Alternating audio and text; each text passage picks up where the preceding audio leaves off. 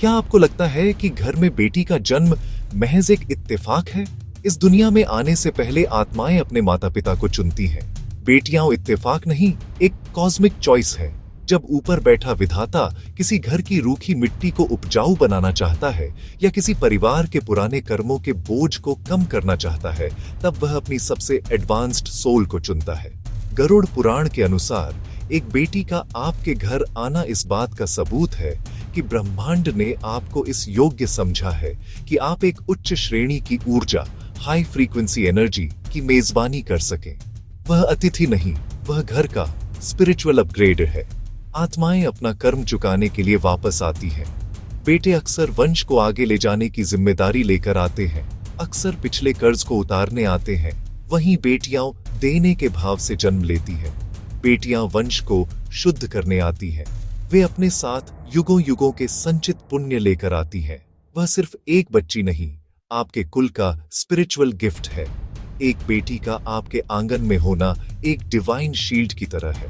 वह बुरी ऊर्जाओं को घर की दहलीज पर ही रोक लेती है, क्योंकि उसके पास वह कोमलता है जो पत्थर जैसे दिलों को भी मोम बना दे।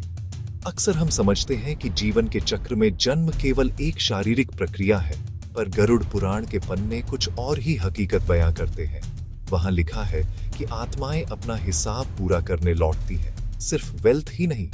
लेकिन स्क्रिप्चर्स चेतावनी देते हैं, अगर कोई परिवार लड़कियों को नापसंद करता है, शुद्ध आत्माएं उस घर से दूर रहती हैं और बुरी एनर्जीज उनकी जगह ले लेती हैं। सबसे शुद्ध बेटियां अक्सर उन घरों में जन्म लेती हैं जो भावनाओं के मामले में बंजर हो चुके होते हैं।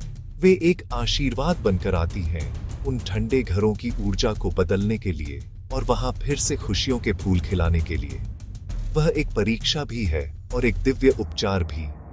इसलिए उन्हें सिर्फ पालें नहीं, उन्हें संजोएं, चेरिश। उन्हें केवल साक्षर न करें, उन्हें शिक्षित और सशक्त बनाएं। अपनी बेटी को रूढ़ियों की बेड़ियों से आजाद करें। उसे पुराने सामाजिक ढांचों और बंधनों में मत बांधिए। उसका सम्मान करना आपका सौभाग्य, ग्रेस भी है और आपकी सबसे बड़ी जिम्मेदारी भी। इसे इग्नोर किया तो वो स्पिरिचुअल गिफ्ट खो दोगे। तो आज रात अगर आपकी बेटी है तो यूनिवर्स को धन्यवाद दो और उसे पंख दो।